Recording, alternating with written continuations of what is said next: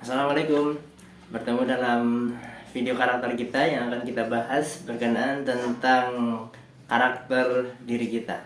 Mungkin di satu waktu pernah kita ingin mencapai satu tujuan, tapi di sisi lainnya kita merasa khawatir tujuan tersebut tidak bisa tercapai.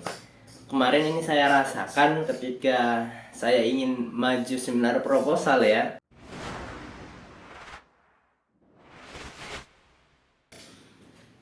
Di satu waktu saya ingin segera menyelesaikan seminar ini, di satu waktu lainnya saya khawatir dosen tidak menerima ajuan untuk maju untuk seminar proposal.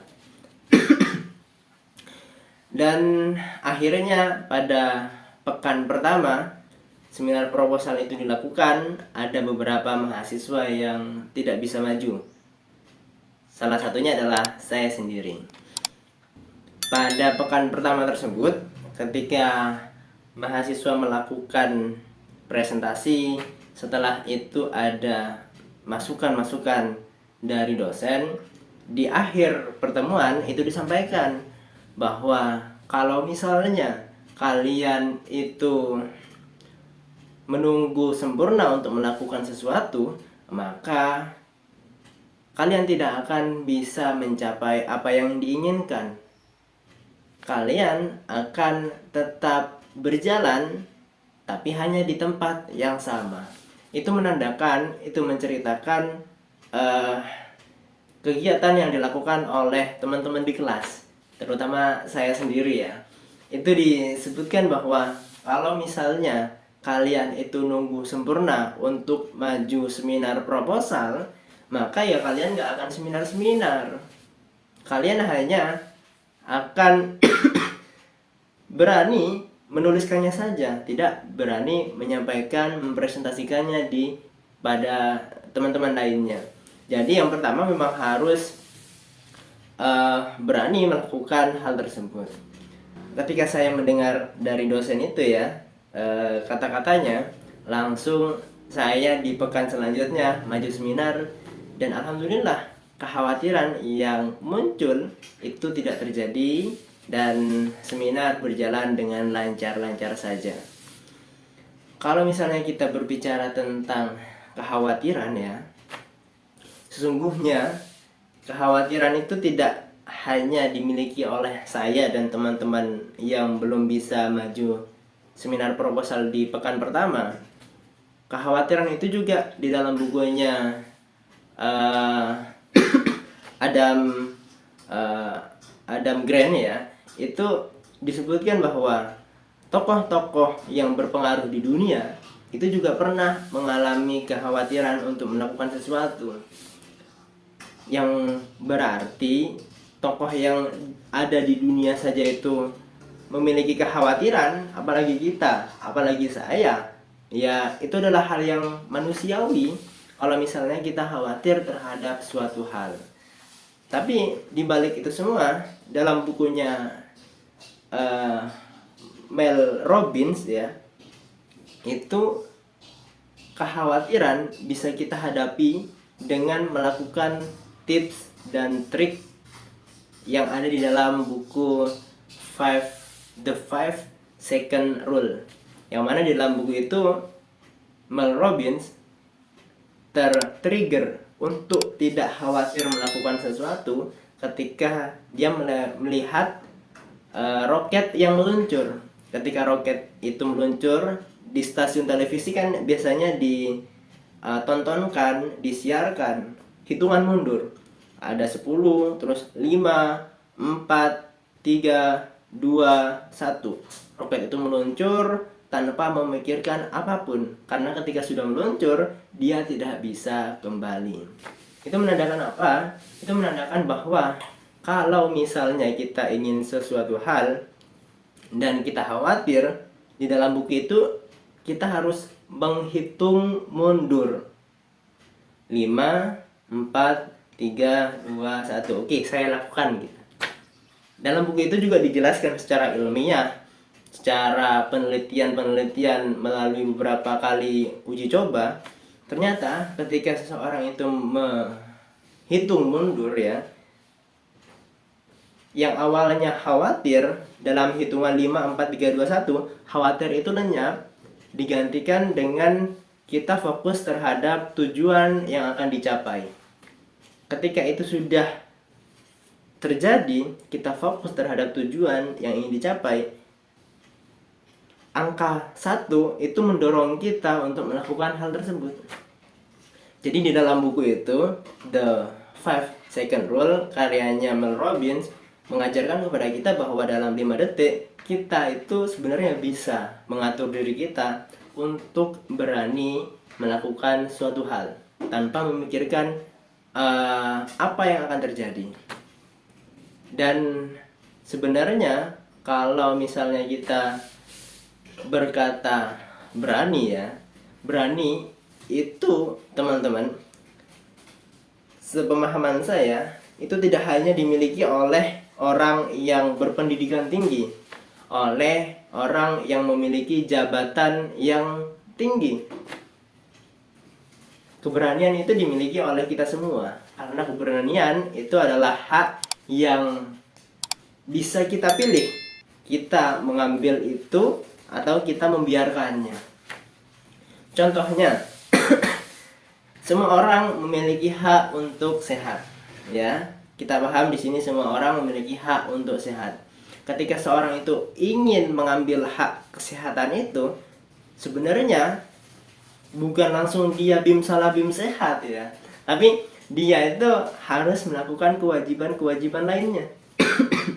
Ketika orang itu mau sehat, maka yang pertama yang harus dilakukan setidaknya ya, salah satunya dengan dia berolahraga.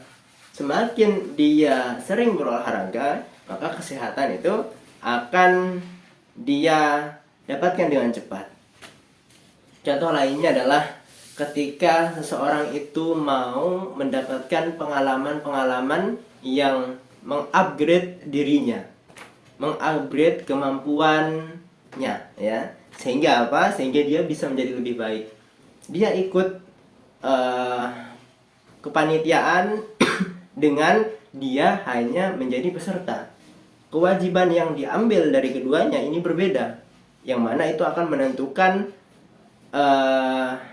bagaimana kemampuan yang akan dia dapatkan. Mungkin yang jadi peserta seminar untuk mengupgrade skill, peserta seminar manajemen diri, manajemen tim, dan lain sebagainya, mungkin itu yang didapatkan ilmu-ilmu dan pengalaman-pengalaman dari naratornya, bukan dilakukan sendiri. Tapi orang-orang yang lebih memilih menjadi panitia, dia itu mendapatkan ilmu dari naratornya, dan dia juga melakukan pengalaman bagaimana manajemen diri, bagaimana manajemen tim, bagaimana mengelola dana, sehingga kegiatan workshop ataupun seminar itu bisa terlaksana dengan baik. Kedua kewajiban ini yang pertama hanya berkewajiban duduk mendengarkan, mendapatkan haknya yaitu materi. Tapi yang menjadi panitia ini, dia itu memiliki kewajiban ya merencanakan, setelah itu melakukan, dia juga mendengarkan materi, dia juga melaporkan apa yang telah dilakukan.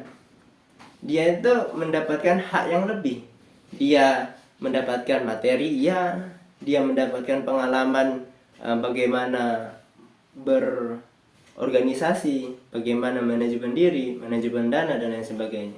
Jadi semakin besar kewajiban, yang kewajiban itu adalah beban sebenarnya ya, semakin besar beban yang diemban oleh seseorang, maka semakin besar juga input yang masuk terhadap dirinya, yang itu akan menentukan di masa yang akan datang. Dari keduanya ini sudah kita paham bahwa kalau misalnya antara peserta dan panitia, dan ketua panitia dan ketua organisasi itu berbeda. Tapi saya yakin yang menjadi ketua organisasi di sini itu sudah pernah melewati masa-masa menjadi panitia. masa-masa menjadi peserta. Sehingga memang untuk mencapai suatu hal yang lebih diusahakan, kita harus memahami dasar-dasarnya dulu, memahami hal-hal yang kecil, mulai dari bawah ya. Mulai dari manajemen diri, mulai dari bagaimana kita memahami orang lain, bagaimana kita peka terhadap diri kita dan orang lain mungkin, yang mana hal itu kita dapatkan dengan berani untuk melakukannya dulu. Kita berani untuk memahami kekurangan diri kita.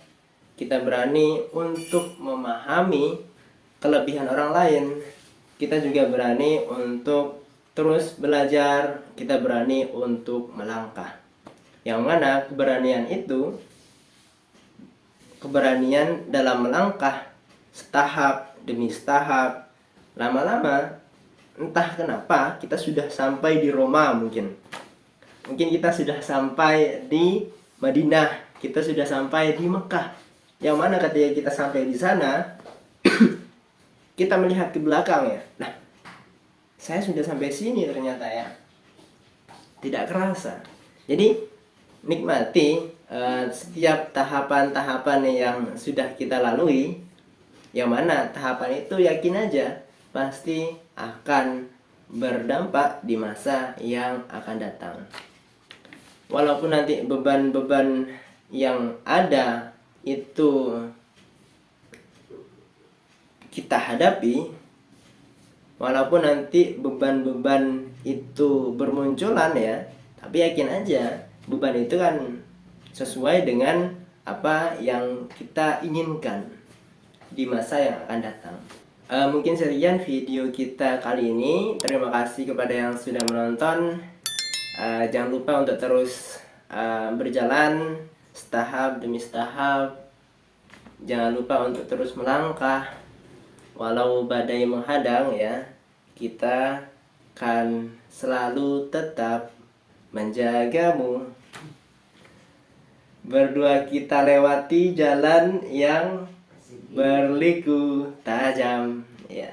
Assalamualaikum.